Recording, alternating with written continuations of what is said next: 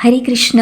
എൻ്റെ എത്രയും പ്രിയപ്പെട്ട അമ്മമാർക്കും സജ്ജനങ്ങൾക്കും വളരെ പ്രധാനപ്പെട്ട ഒരു അറിവ് പങ്കുവെക്കുവാനാണ് ഈ ഒരു നിമിഷം ഈ വീഡിയോ ഞാൻ ഇടുന്നത്.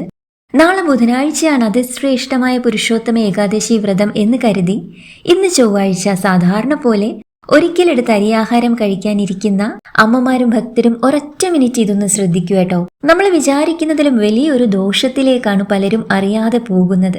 3 വർഷത്തിന് ശേഷം മാത്രം നമ്മുടെ കൈകളിൽ വന്നു ചേർന്ന ഈ അത്യപൂർവ പുരുഷോത്തമ ഏകാദശി വ്രതത്തിന്റെ മഹാപുണ്യം ഒരു ചെറിയ അറിവില്ലായ്മ കൊണ്ട് നിങ്ങൾക്ക് നഷ്ടപ്പെടാൻ പാടില്ല. അതിനു മുൻപ് ജീവിതത്തിൽ ഇതുവരെ ഒരൊറ്റ ഏകാദശി വ്രതം പോലും എടുക്കാത്ത ഒരാളാണോ നിങ്ങൾ?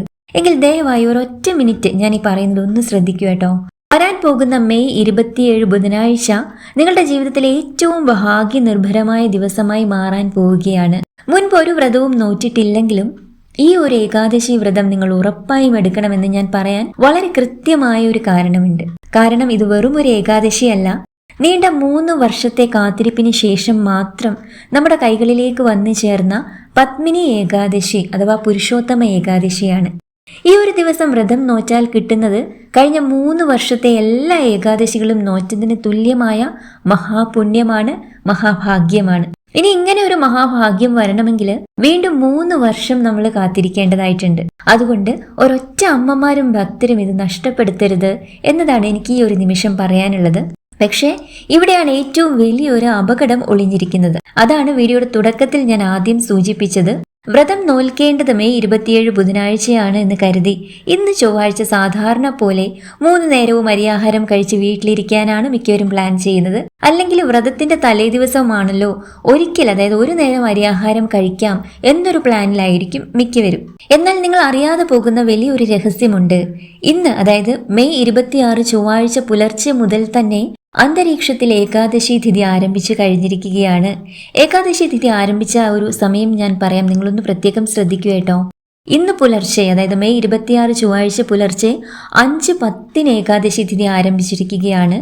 അത് അവസാനിക്കുന്നത് നാളെയായ മെയ് 27 ബുധനാഴ്ച 6:21 അതുകൊണ്ട് ഇന്ന് ചൊവ്വാഴ്ച നിങ്ങൾ ചെയ്യുന്ന ഒരു ചെറിയ അശ്രദ്ധ നിങ്ങളുടെ ബുധനാഴ്ചത്തെ വ്രതത്തെ പൂർണ്ണമായിട്ടും ഇല്ലാതാക്കും എന്നുള്ളൊരു കാര്യം നിങ്ങൾ പ്രത്യേകമായി ശ്രദ്ധിക്കേണ്ടതായിട്ടുണ്ട്. കഴിഞ്ഞ വീഡിയോയ്ക്ക് താഴെ സജ്ജനങ്ങളായ അമ്മമാർ ചോദിച്ച ഒരുപാട് സംശയങ്ങൾക്കുള്ള കൃത്യമായ മറുപടിയാണ് ഇന്നത്തെ വീഡിയോ. ചൊവ്വാഴ്ചയാണോ ബുധനാഴ്ചയാണോ വ്രതം നോൽക്കേണ്ടത്? അതായത് കലണ്ടറിൽ ചൊവ്വയും ബുധനും ഏകാദശി എന്ന് അടയാളപ്പെടുത്തിയിട്ടുണ്ട്. അതുകൊണ്ട് ഏത് ദിവസമാണ് വ്രതം എടുക്കേണ്ടത് എന്ന് പലർക്കും സംശയമുണ്ടായി. അരി ആഹാരം എപ്പോൾ നിർത്തണം? ക്ഷേത്രത്തിൽ പോയി ചെയ്യേണ്ട അത്യപൂർവ വഴിപാടുകൾ ഈ ഒരു മഹാ ഏകാദശിക്കുണ്ടോ?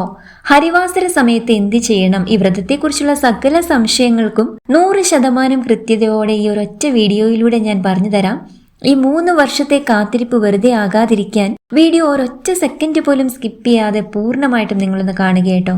അതിനു മുൻപ് നമ്മുടെ തുളസി തീർത്ഥം എന്ന ഈ ഒരു ചാനൽ സബ്സ്ക്രൈബ് ചെയ്യാതെ കാണുന്ന ആരെങ്കിലും ഉണ്ടെങ്കിൽ നിങ്ങൾക്ക് ഇഷ്ടമാണെങ്കിൽ ഒന്ന് സബ്സ്ക്രൈബ് ചെയ്യുക കേട്ടോ. അതുപോലെ ഈ വീഡിയോ ഇപ്പോൾ തന്നെ ഒന്ന് ലൈക്ക് ചെയ്യാനും മറക്കല്ലേ കേട്ടോ. കഴിഞ്ഞ വീഡിയോയിൽ ഇതിന് തൊട്ടു മുൻപ് പുരുഷോത്തമ ഏകാദശി വ്രതം എങ്ങനെയാണ് എടുക്കേണ്ടതെന്നൊക്കെ പൂർണ്ണമായിട്ടും വിശദീകരിച്ച ഒരു വീഡിയോ ഞാൻ ഇട്ടിരുന്നു. അതിൽ വ്രതത്തിന്റെ പൊതുവായ കാര്യങ്ങളെല്ലാം തന്നെ സംസാരിച്ചിരുന്നു. അതിന്റെ ലിങ്ക് ഞാൻ ഡിസ്ക്രിപ്ഷൻ ബോക്സിൽ കൊടുക്കാം കേട്ടോ. കാണാത്ത ആരെങ്കിലും ഉണ്ടെങ്കിൽ കാണുക. എന്നാൽ അതിനുശേഷം നമ്മൾക്ക് ഒരുപാട് സജ്ജനങ്ങളും അമ്മമാരും എല്ലാം തികച്ചും ന്യായമായ ഒട്ടനവധി സംശയങ്ങൾ പല രീതിയിൽ ചോദിക്കുകയുണ്ടായി. ചൊവ്വാഴ്ചയാണോ ബുധനാഴ്ചയാണോ വ്രതം നോൽക്കേണ്ടത്? എപ്പോഴാണ് അരി ആഹാരം നിർത്തേണ്ടത്? അതായത് കലണ്ടറിൽ ചൊവ്വയും ബുധനും ഏകാദശി തിഥി അടയാളപ്പെടുത്തിയിട്ടുണ്ട്. ഇത് ഒരുപാട് പേർക്ക് ഒരു കൺഫ്യൂഷൻ ഉണ്ടാക്കിയിട്ടുണ്ട്. അതുകൊണ്ട് തന്നെ ഒരിക്കൽ എടുക്കേണ്ടത് എന്നാണ്, ദശമി എന്നാണ് എന്നൊക്കെ അനവധി സംശയങ്ങൾ ഉണ്ടായിട്ടുണ്ട്. അതുകൊണ്ടാണ് ഒരു വീഡിയോയും കൂടി ഞാൻ ഇതിന് ചേർത്തിടുന്നത് കേട്ടോ. ക്ഷേത്രത്തിൽ എപ്പോഴാണ് പോകേണ്ടത്? പ്രത്യേകമായ വഴിപാടുകൾ എന്തെങ്കിലും ഉണ്ടോ? നമ്മൾ പറഞ്ഞു 3 വർഷത്തിൽ ഒരിക്കൽ മാത്രം വരുന്ന ഒരു ഏകാദശിയാണിത്. ഇത് ചിലർക്ക് കേട്ട് കേൾവി പോലും ഇല്ല. 3 വർഷത്തിൽ ഒരിക്കൽ വരുന്ന ഏകാദശി ഉണ്ടോ എന്നൊക്കെ ഒരുപാട് പേര് ചോദിക്കുകയുണ്ടായി. അതുകൊണ്ട് തന്നെ അത്യപൂർവമായ മഹാഭാഗ്യം നമ്മുടെ ജീവിതത്തിലേക്ക് ചേർത്ത് തരുന്ന ഈ ഒരു മഹാ ഏകാദശിയെക്കുറിച്ച് തീർച്ചയായിട്ടും അറിയേണ്ടവരെല്ലാം തന്നെ അറിയേണ്ടതായിട്ടുണ്ട്. ഇനിയും അറിയാനുള്ളവരും അറിയേണ്ടതായിട്ടുണ്ട്. നിങ്ങൾ ഇതുവരെയും ഏകാദശി വ്രതമൊന്നും എടുക്കാത്ത ഒരാളാണ് ഈ ഒരു വീഡിയോ ഈ ഒരു സമയത്ത് കേൾക്കുന്നതെങ്കിലും ഈ ഒരു മഹാ ഏകാദശി വ്രതം ഒന്ന് നിങ്ങൾ എടുത്തു നോക്കൂ. ജീവിതത്തിൽ വരുന്ന മാറ്റങ്ങൾ നിങ്ങൾക്ക് തന്നെ അനുഭവിച്ചറിയാൻ സാധിക്കും. അങ്ങനെ ഭക്ത മനസ്സുകളുടെ ഈ ആകുലതകൾ, ഈ കൺഫ്യൂഷൻസ് ഒക്കെ മാറ്റാൻ വേണ്ടിയിട്ടും ഒരൊറ്റ ആളുടെ പോലും വ്രതം തെറ്റിപ്പോകാതിരിക്കാനും വേണ്ടിയാണ് ഇന്ന് നമ്മൾ വീണ്ടും ഈ ഒരു വിഷയത്തെക്കുറിച്ച് സംസാരിക്കാനായിട്ട് ഞാൻ വന്നിരിക്കുന്നത്. വ്രതത്തിന് കൃത്യമായ തീയതി, ഹരിവാസര സമയം, പാരണ വീടേണ്ട സമയം, ക്ഷേത്ര ദർശന രീതികൾ, ഒപ്പം ഏകാദശിയിൽ ഒരിക്കലും നമ്മൾ കഴിക്കാൻ പാടില്ലാത്ത ഭക്ഷണങ്ങൾ എന്തൊക്കെയാണ് എന്നെല്ലാം ഈ വീഡിയോയിലൂടെ പൂർണ്ണമായിട്ടും ഞാൻ ഒരിക്കൽ കൂടി പറഞ്ഞു തരാൻ ശ്രമിക്കുകയാണ്. ഒരൊറ്റ സെക്കൻഡ് പോലും കളയാതെ മുഴുവനായിട്ടൊന്ന് കാണുക കേട്ടോ. കാരണം ഇത് നിങ്ങളുടെ 3 വർഷത്തെ കാത്തിരിപ്പിന്റെ ഒരു ബലം കൂടിയാണ്. ആദ്യം തന്നെ എല്ലാവർക്കുമുള്ള ഒരു വലിയ കൺഫ്യൂഷൻ നമുക്കൊന്ന് മാറ്റാൻ ശ്രമിക്കാം. കലണ്ടർ നോക്കുമ്പോൾ ഞാൻ ആദ്യം പറഞ്ഞ പോലെ തന്നെ ചൊവ്വാഴ്ച മെയ് 26 രാവിലെ തന്നെ ഏകാദശി തിഥി ആരംഭിക്കുന്നുണ്ട്. അതുകൊണ്ടാണ് പലരും ചോദിക്കുന്നത്, എന്നാൽ പിന്നെ ചൊവ്വാഴ്ചയല്ലേ വ്രതം എടുക്കേണ്ടത് എന്ന്. അതായത് പൂർണ്ണമായിട്ടും ചൊവ്വാഴ്ച ദിവസം പൂർണ്ണമായിട്ടും ഏകാദശി തിഥി ഉണ്ട്. ബുധനാഴ്ച രാവിലെ 6:21 വരെയുള്ളൂ ഏകാദശി തിഥി. അപ്പം പൂർണ്ണമായിട്ടുള്ള ഒരു ഏകാദശി തിഥി അതല്ലേ എടുക്കേണ്ടത് എന്ന് പലരും ചോദിക്കുന്നുണ്ട് സംശയമായിട്ട് കേട്ടോ. കാരണം നാളെ രാവിലെ 6:21 വരെ ഉള്ളല്ലോ, അത് കഴിഞ്ഞിട്ട് ദ്വാദശി തുടങ്ങുകയല്ലേ എന്ന് ചോദിക്കുന്നുണ്ട്. പക്ഷെ നമുക്കറിയാം ഏകാദശി വ്രതത്തിന്റെ ഒരു ചിട്ട എന്ന് പറയുന്നത്, ഒരു നിയമം എന്ന് പറയുന്നത്, ദശമി ടച്ചുള്ള, അതായത് ദശമിയും ഏകാദശിയും കൂടി ചേർന്ന് വരുന്ന ആ ഒരു ദിവസം നമ്മൾ വ്രതം നോൽക്കില്ല. അതിന് പകരം മഹാദ്വാദശിയും ഏകാദശി തിഥിയും കൂടി ചേർന്ന് വരുന്ന ആ ഒരു ദിവസമാണ്. അതുപോലെ സൂര്യോദയ സമയത്ത് ഏകാദശി തിഥി വരുന്ന ആ ഒരു ദിവസവും കൂടി ചേർത്തിട്ടാണ് നമ്മൾ ഏകാദശി വ്രതം നോൽക്കേണ്ടതായിട്ടുള്ളത്. അതുകൊണ്ടാണ് മെയ് 27 ബുധനാഴ്ചയായ നാളെ രാവിലെ 6:21 വരെ ഏകാദശി തിഥി ഉള്ളുവെങ്കിലും നമ്മൾ നാളത്തേക്ക് ആ ഒരു വ്രതം എടുക്കാൻ മാറ്റിവെച്ചിരിക്കുന്നത്. പക്ഷെ നമ്മൾ മനസ്സിലാക്കേണ്ടത് ഇന്ന് പൂർണ്ണമായിട്ടും ഏകാദശി തിഥിയിലാണ് നമ്മളിപ്പോൾ കടന്നു പോയിക്കൊണ്ടിരിക്കുന്നത്. അപ്പം ആ ഒരു പുണ്യത, ആ ഒരു പവിത്രത, നാളെ നമ്മൾ വ്രതത്തിൽ എന്തൊക്കെ കാര്യങ്ങൾ, ചിട്ടകൾ നോക്കുന്നുവോ അത് പൂർണ്ണമായിട്ടും തലേ ദിവസമായി ഇന്നും നമ്മൾ നോക്കേണ്ടതായിട്ടുണ്ട്. അതാണ് ഞാൻ പറഞ്ഞു വരുന്നത്. അതുകൊണ്ട് ചൊവ്വാഴ്ചയെ നമ്മൾ സാധാരണ ഒരു ദശമി, അതായത് ഒരിക്കലെടുക്കുന്ന ഒരു ദിവസമായിട്ട് കാണാൻ പറ്റുകയില്ല. പലർക്കും കൺഫ്യൂഷനും തെറ്റിദ്ധാരണയും എല്ലാം വന്നിട്ടുണ്ട്. പലരും നാളെയാണ് ഏകാദശി വ്രതം എന്നുള്ളത് കൊണ്ട് ഇന്ന് ഒരിക്കലെടുക്കാൻ വേണ്ടിയിട്ട് തയ്യാറായിട്ടിരിക്കുകയാണ് പലരും. വീഡിയോ ഞാൻ പറഞ്ഞു, ഞാൻ നേരത്തെ ഇട്ടിരുന്നു, എന്നാലും അത് പൂർണ്ണമായിട്ടൊന്നും കണ്ടിട്ടുണ്ടാവില്ല പലരും. അതുകൊണ്ട് തന്നെ നിങ്ങൾക്ക് ആ ഒരു തെറ്റ് വരാൻ പാടില്ല. ദശമിയാണ് ഇന്ന് എന്ന് കരുതി അരി ആഹാരം കഴിക്കാൻ പാടില്ല. അതാണ് ഏറ്റവും പ്രധാനപ്പെട്ട ഒരു കാര്യം എന്ന് പറയുന്നത്. അതിലേക്കാണ് ഞാൻ വരുന്നത്. അരി ആഹാരം എപ്പോൾ നിർത്തണം, എന്തൊക്കെ കഴിക്കാം. നമ്മുടെ അമ്മമാർ സാധാരണയായി വിചാരിക്കാറുള്ളത് ബുധനാഴ്ച ഏകാദശി ആകുമ്പോൾ ചൊവ്വാഴ്ച രാത്രി മാത്രം അരിയാഹാരം ഒഴിവാക്കി ഒരിക്കലെടുത്താൽ മതി എന്നാണ് അല്ലേ. എന്നാൽ ഈ പുരുഷോത്തമ ഏകാദശിക്ക് അങ്ങനെ ചെയ്യാൻ പാടില്ല. ചൊവ്വാഴ്ച പുലർച്ചെ മുതലേ തന്നെ ഏകാദശി തിഥി ഉള്ളത് കൊണ്ട് ചൊവ്വാഴ്ച പകൽ സമയത്ത് പോലും അരി ആഹാരം പൂർണ്ണമായിട്ട് നമ്മൾ ഒഴിവാക്കേണ്ടതായിട്ടുണ്ട്. അതായത് ഇന്ന് രാവിലെ ഉൾപ്പെടെ, പ്രഭാത ഭക്ഷണം ഉൾപ്പെടെ അരി ആഹാരം നമ്മൾ ഒഴിവാക്കി നിർത്തേണ്ടതായിട്ടുണ്ട്. ഇന്ന് രാവിലെ ഇഡ്ഡലി, ദോശ ഒക്കെ, പുട്ടൊക്കെ കഴിക്കാൻ ആരെങ്കിലും ഇരിക്കുന്നുണ്ടെങ്കിൽ വ്രതം നോൽക്കുന്നവർ അത് പാടില്ല. ഇതാണ് ഞാൻ നിങ്ങളോട് പ്രത്യേകമായിട്ട് പറയുന്നത്. അങ്ങനെയാണെങ്കിൽ ഉപ്പുമാവോ എന്തെങ്കിലും ഗോതമ്പോ അങ്ങനെ എന്തെങ്കിലും നിങ്ങൾ കഴിക്കേണ്ടതായിട്ടുണ്ട്. ഇന്ന് ചൊവ്വാഴ്ച മെയ് 26 രാവിലെ. ഉച്ചയ്ക്ക് നമുക്കറിയാം ഒരിക്കലും അരിയാഹാരം കഴിക്കാൻ പാടില്ല. ഉച്ചയ്ക്കും ഗോതമ്പ് കൊണ്ടുള്ള എന്തെങ്കിലും ഭക്ഷണങ്ങൾ നമ്മൾക്ക് കഴിക്കാവുന്നതാണ്. രാത്രിയിൽ നിങ്ങൾക്ക് പഴവർഗ്ഗങ്ങൾ എന്തെങ്കിലും കഴിക്കാവുന്നതാണ്. വിഷമിക്കേണ്ട. പലരും ചിന്തിക്കുന്നുണ്ടാവും 2 ദിവസം പൂർണ്ണമായിട്ടും അരി ആഹാരം ഒഴിവാക്കി നിർത്തേണ്ടി വരുമല്ലോ എന്നത്. പക്ഷെ അത് വിഷമിക്കേണ്ട. അതിന് പകരം നമ്മൾക്ക് റീപ്ലേസ് ചെയ്യാൻ പല കാര്യങ്ങളുണ്ടല്ലോ. ഗോതമ്പ് കൊണ്ടുള്ള ആഹാരം കഴിക്കാം, റവ കൊണ്ടുള്ള ആഹാരങ്ങളൊക്കെ കഴിക്കാം. അങ്ങനെ പല പല ഓപ്ഷൻസ് ഉണ്ടല്ലേ. അതുകൊണ്ട് ചോറ് 2 ദിവസം കഴിച്ചില്ല എന്ന് പറഞ്ഞ് വിഷമിക്കേണ്ട. കാരണം വളരെയധികം അനുഗ്രഹമാണ് ഈ മഹാ ഏകാദശി. ഈ ഒരു പുരുഷോത്തമ ഏകാദശി നിങ്ങളുടെ ജീവിതത്തിലേക്ക് കൊണ്ടുവരാൻ പോകുന്നത് മഹാഭാഗ്യമാണ് കൊണ്ടുവരാൻ പോകുന്നത്. അതുകൊണ്ട് വ്രതത്തിന് എന്തൊക്കെ ചിട്ടകൾ ആചാര്യന്മാർ പറഞ്ഞിട്ടുണ്ടോ അതൊക്കെ പാലിച്ചുകൊണ്ട് തന്നെ നമുക്ക് വ്രതമെടുക്കാം അല്ലേ. ഒന്ന് എസ്കേപ്പ് ആയി പോയിട്ട് നമുക്ക് വ്രതമെടുക്കേണ്ട കാര്യമില്ലല്ലോ. എന്തായാലും നമ്മൾ വ്രതമെടുക്കാൻ തീരുമാനിച്ചു. അതുകൊണ്ട് തന്നെ അതിൻ്റെ ആ ഒരു പൂർണ്ണതയോടുകൂടി, ചിട്ടയോടുകൂടി നമ്മൾക്ക് വ്രതമെടുക്കാം. ഇനി ഞാൻ എന്തൊക്കെ ആഹാരങ്ങൾ ഒഴിവാക്കണം? ഒരുപാട് പേര് എത്ര വീഡിയോസിൽ നമ്മൾ ആഹാരക്രമങ്ങളും ചിട്ടകളും ഒക്കെ പറയുന്നുണ്ടെങ്കിലും ഒരുപാട് പേര് പറയുന്നുണ്ടല്ലേ. ഒരുപാട് വീഡിയോസ് ഇതിൻ്റെ റിലേറ്റഡ് ആയിട്ട് യൂട്യൂബിൽ അപ്ലോഡ് ആവുന്നുണ്ട്. എല്ലാ വീഡിയോസിലും ഇങ്ങനെ ഒരു സംശയം കാണാം. ചായ കുടിക്കാൻ പാടുണ്ടോ, ഗോതമ്പ് കഴിക്കാവോ, അങ്ങനെ ഒരുപാട് സംശയങ്ങളാണ്. നമ്മൾ എത്ര പറഞ്ഞു കൊടുത്താലും വീണ്ടും വീണ്ടും സംശയങ്ങളാണ് അല്ലേ. പ്രധാനപ്പെട്ട എന്തൊക്കെ ഒഴിവാക്കണം എന്നുള്ള കാര്യങ്ങൾ പറയാം. നമുക്ക് അരി ആഹാരം പൂർണ്ണമായിട്ടും നിഷിദ്ധമാണ്. ചോറ്, കഞ്ഞി, പലഹാരങ്ങൾ, അവൽ എന്നിവയൊന്നും പാടില്ല കേട്ടോ. ഏകാദശി ദിവസം അരി ആഹാരത്തിൽ പാപപുരുഷൻ വസിക്കുന്നു എന്നാണ് പുരാണം പറയുന്നത്. അതുകൊണ്ടാണ് കേട്ടോ നമ്മൾ അരി ആഹാരം പൂർണ്ണമായിട്ടും ഉപേക്ഷിക്കുന്നത്. ധാന്യങ്ങളും പയറുവർഗ്ഗങ്ങളും അതുപോലെ തന്നെ ഒഴിവാക്കേണ്ടതായിട്ടുണ്ട്.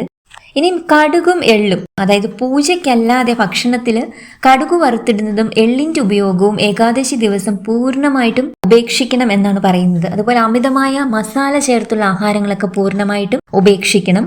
വെളുത്തുള്ളി, ഉള്ളി, അതുപോലെ സവോള ഇതൊന്നും താമസിക ഭക്ഷണങ്ങളായതുകൊണ്ട് അവയും നമ്മൾ അവോയ്ഡ് ചെയ്യണം എന്നാണ് പറയുന്നത്. അപ്പോൾ പിന്നെ നമ്മൾക്ക് എന്ത് കഴിക്കാം? അതായത് പൂർണ്ണ ഉപവാസം നോക്കുന്നവരുണ്ട്, വെള്ളം പോലും കുടിക്കാതെ പൂർണ്ണ ഉപവാസം എടുക്കുന്നവരുണ്ട്. അതാണ് ഏറ്റവും ശ്രേഷ്ഠം. പക്ഷേ ഈ ഒരു 2 ദിവസം അങ്ങനെ പൂർണ്ണ ഉപവാസമൊക്കെ എടുക്കാൻ പറ്റുമോ? 2 ദിവസം നല്ല ഏകാദശി ദിവസം മാത്രമാണെങ്കിലും നിങ്ങളുടെ ആരോഗ്യം അനുവദിക്കുന്നുണ്ടെങ്കിൽ മാത്രം പൂർണ്ണ ഉപവാസത്തിലേക്ക് പോയാൽ മതി. അല്ലെങ്കിൽ ഇളനീരൊക്കെ സേവിക്കാം, പഴങ്ങൾ കഴിച്ച് വ്രതമെടുക്കുന്നവരുണ്ട്. നമ്മളുടെ ശരീരം നമ്മൾക്ക് എങ്ങനെ അനുവാദം തരുന്നുവോ അതിനനുസരിച്ച് വേണം നമ്മൾ വ്രതം എടുക്കാനായിട്ട്. പ്രായമായ അമ്മമാർക്ക്, മരുന്ന് കഴിക്കുന്നവർക്കും ഒന്നും നമുക്കങ്ങനെ പൂർണ്ണ ഉപവാസം എടുക്കാൻ കഴിയുകയില്ല. അതോർത്ത് വിഷമിക്കേണ്ട കാര്യമൊന്നുമില്ല. ഞാൻ എപ്പോഴും പറയുന്നത് പോലെ ഭഗവാൻ ഹൃദയശുദ്ധിയാണ് നോക്കുന്നത്. നിങ്ങൾക്ക് തുളസി തീർത്ഥമോ ഇളനീരോ പാലോ നേന്ത്രപ്പഴമോ ഒക്കെ കഴിക്കാവുന്നതാണ്. ഈ നേന്ത്രപ്പഴത്തിന്റെ കാര്യം പറഞ്ഞപ്പോഴാണ് ചില വീഡിയോസിൽ പറയാറുണ്ട് പലരും, ഞാനും പറഞ്ഞിട്ടുണ്ട്, നേന്ത്രപ്പഴം ഒഴിവാക്കണം എന്നുള്ളൊരു കാര്യം. നേന്ത്രപ്പഴം ഒഴിവാക്കണം എന്ന് പറയുന്നത് എന്തുകൊണ്ടാണെന്ന് വെച്ചിട്ടുണ്ടെങ്കിൽ അതിനകത്ത് പ്രത്യേകിച്ചൊരു കാര്യം എന്ന് പറയാൻ, നേന്ത്രപ്പഴം നല്ലൊരു ഹെവി ഫ്രൂട്ട് ആണല്ലേ. പുഴുങ്ങിയ ഒരു 2 നേന്ത്രപ്പഴമൊക്കെ കഴിച്ചാൽ വയറ് നല്ല ഫില്ലായിട്ടിരിക്കും അല്ലേ. വ്രത ദിവസങ്ങളിൽ നമ്മൾ പൂർണ്ണമായിട്ടും ശ്രദ്ധിക്കേണ്ടത് വയറങ്ങനെ നിറഞ്ഞിരിക്കാൻ പാടില്ല എന്നുള്ളതാണ്. മിതമായിട്ട് എന്തെങ്കിലും കഴിച്ചാൽ മതി എന്നുള്ളത് കൊണ്ടാണ് നേന്ത്രപ്പഴമൊക്കെ ഒന്ന് ഒഴിവാക്കി നിർത്തണം എന്ന് പറയുന്നത്. പക്ഷേ നമ്മളിങ്ങനെ ഒരു ആഹാരവും അങ്ങനെ കഴിക്കാതെ ഇരിക്കുമ്പോൾ ഒരു നേന്ത്രപ്പഴം കഴിച്ചു എന്നൊന്നും പറഞ്ഞിട്ട് ഒരു കുഴപ്പമില്ല കേട്ടോ. അങ്ങനെ നേന്ത്രപ്പഴമോ മറ്റെന്തെങ്കിലും ഫ്രൂട്ട്സോ ഒക്കെ നമ്മൾക്ക് കഴിക്കാവുന്നതാണ്. ഇനി ഒട്ടും വയ്യാത്തവർക്ക്, ഈ ഫ്രൂട്ട്സ് കൊണ്ട് മാത്രം പറ്റില്ല എന്നുള്ളവർക്ക് ഗോതമ്പോ റവയോ ഒരു നേരം നമ്മൾക്ക് കഴിക്കാവുന്നതാണ്. ഇതുപോലെ കഴിഞ്ഞ വീഡിയോയിൽ പലരും ചോദിച്ച ഒരു കാര്യമാണ്, ക്ഷേത്രത്തിൽ എന്നാണ് പോകേണ്ടത്, എന്തൊക്കെ വഴിപാടുകളാണ് ചെയ്യേണ്ടത് എന്ന്. സജ്ജനങ്ങളെ, ഈ വ്രതകാലത്ത് നമ്മൾക്ക് ഈ 2 ദിവസവും ക്ഷേത്രത്തിൽ പോകാൻ നിങ്ങൾക്ക് സാധിക്കുമെങ്കിൽ പോകുന്നത് ഏറ്റവും ഐശ്വര്യമാണ്. എങ്കിലും വ്രത ദിവസമായ ബുധനാഴ്ച രാവിലെ വിഷ്ണു ക്ഷേത്രത്തിലോ ഗുരുവായൂരപ്പന്റെ നടയിലോ ദർശനം നടത്താൻ കഴിഞ്ഞാൽ അതീവ പുണ്യമാണ്. ഈ അത്യപൂർവ ദിവസം ക്ഷേത്രത്തിൽ ചെയ്യേണ്ട പ്രധാന വഴിപാടുകൾ എന്തൊക്കെയാണെന്ന് നിങ്ങളൊന്ന് അറിഞ്ഞിരിക്കണം. നെയ് വിളക്ക് തെളിയിക്കുക, അതായത് ഭഗവാന്റെ നടയിലും ഒപ്പം കൽവിളക്കുകളിലും നെയ്യ് ഒഴിച്ച് ദീപം തെളിയിക്കുന്നത് ഏറ്റവും ഐശ്വര്യമാണ്. നമ്മുടെ ജീവിതത്തിലെ അജ്ഞാന അന്ധകാരം മാറി ജ്ഞാനവും ഐശ്വര്യവും വരാൻ ഇത് സഹായിക്കുന്നതാണ്. ഇനിയും അടുത്തത് തുളസിമാല സമർപ്പണമാണ്. ഭഗവാൻ ഏറ്റവും പ്രിയപ്പെട്ട തുളസി. അപ്പൊ ഈ ഏകാദശി ദിവസം ഭഗവാന് തുളസിമാല ചാർത്തുന്നത് ഏറ്റവും ഐശ്വര്യമാണ്. നമ്മുടെ മുജ്ജന്മത്തിലും ഈ ജന്മത്തിലുമുള്ള പാപങ്ങളെല്ലാം തീരുമെന്നാണ് വിശ്വസിക്കപ്പെടുന്നത്. ഭഗവാന് മധുര നിവേദ്യം വഴിപാടായി നൽകി പ്രസാദം സ്വീകരിക്കുക.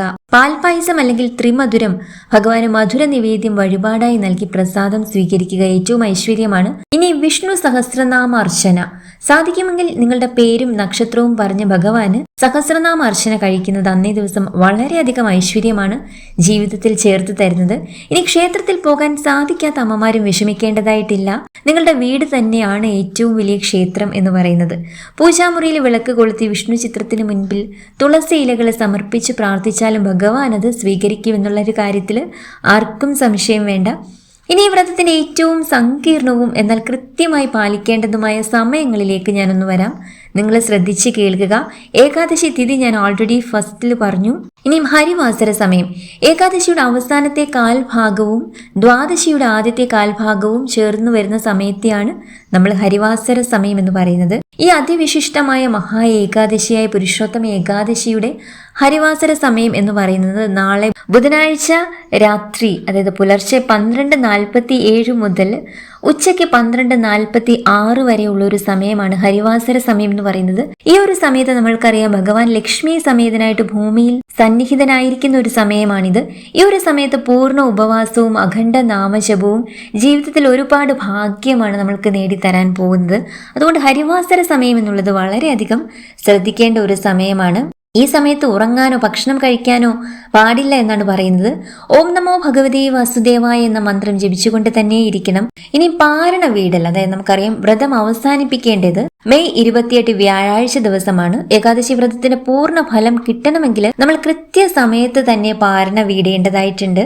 അതിവിശിഷ്ടമായി ഈ ഏകാദശിയുടെ പാരണ വീടേണ്ട സമയം എന്ന് പറയുന്നത് മെയ് 28 വ്യാഴാഴ്ച രാവിലെ 5:25 മുതൽ 7:56 വരെയുള്ള ഒരു സമയമാണ്. ഈ ഒരു സമയത്തിനുള്ളിൽ നമ്മൾക്ക് തീർത്ഥം സേവിച്ച് പാരണ വീടാം. വീട്ടിൽ തന്നെ നമുക്ക് തുളസി തീർത്ഥം സേവിച്ച് പാരണ വീടാം. അല്ലെങ്കിൽ ക്ഷേത്രത്തിൽ പോകാൻ കഴിയുന്ന ഒരു ക്ഷേത്രത്തിൽ പോയി തീർത്ഥം സേവിച്ച് പാരണ വീടാവുന്നതാണ്. പ്രിയപ്പെട്ട അമ്മമാരെ, സജ്ജനങ്ങളെ, ഈ വരുന്ന ബുധനാഴ്ച നമ്മൾ അനുഷ്ഠിക്കുന്ന ഓരോ പ്രാർത്ഥനയ്ക്കും 3 വർഷത്തെ കാത്തിരിപ്പിന്റെ പവിത്രതയുണ്ട്. അതുകൊണ്ട് ശരീരശുദ്ധിയേക്കാൾ മനസ്സിന്റെ ശുദ്ധിക്ക് ഏറ്റവും പ്രാധാന്യം നൽകുക. ആരെയും ദ്രോഹിക്കാതെ ഇരിക്കുക, കോപിക്കാതെ ഇരിക്കുക. വീടുകളിൽ സദാസമയവും വിഷ്ണുനാമം മുഴങ്ങട്ടെ. ഈ വീഡിയോയിൽ ഞാൻ പറഞ്ഞ സമയങ്ങളും ഭക്ഷണ രീതികളും നിങ്ങളുടെ മനസ്സിലെ എല്ലാ സംശയങ്ങളും മാറ്റിയെന്ന് ഞാൻ വിശ്വസിക്കുന്നു. ഇനിയും എന്തെങ്കിലും ചെറിയ കൺഫ്യൂഷൻ ഉണ്ടെങ്കിൽ താഴെ കമന്റ് ബോക്സിൽ ചോദിക്കാൻ മടിക്കരുത് കേട്ടോ. ഞാൻ അവിടെ മറുപടി തരുന്നതായിരിക്കും. നിങ്ങളുടെ പ്രാർത്ഥനകളും വ്രതവും ഭഗവാൻ ഗുരുവായൂരപ്പൻ സ്വീകരിക്കട്ടെ എന്ന് ആത്മാർത്ഥമായി പ്രാർത്ഥിക്കുന്നു. ഈ അറിവ് നിങ്ങളുടെ പ്രിയപ്പെട്ടവരിലേക്ക് കൂടി ഒന്ന് ഷെയർ ചെയ്യാൻ എത്തിക്കുക കേട്ടോ. കാരണം മറ്റൊരാൾക്ക് വ്രതം കൃത്യമായി നോൽക്കാൻ നമ്മൾ കാരണമാകുന്നതും വലിയൊരു പുണ്യമാണ്. വീഡിയോ ഇഷ്ടമായ ലൈക്ക് ചെയ്യാനും നമ്മുടെ ഈ കൊച്ചു ഭക്തി കുടുംബത്തിൽ അംഗമാകാൻ ചാനൽ സബ്സ്ക്രൈബ് ചെയ്യാനും മറക്കല്ലേട്ടോ. അടുത്ത ഒരു പുണ്യവിശേഷവുമായിട്ട് വീണ്ടും വരാം. എല്ലാവർക്കും എൻ്റെ ഹൃദയം നിറഞ്ഞ പത്മിനി ഏകാദശി വ്രത ആശംസകൾ. ഹരികൃഷ്ണ. സർവം ശ്രീകൃഷ്ണാർപ്പണമസ്തു.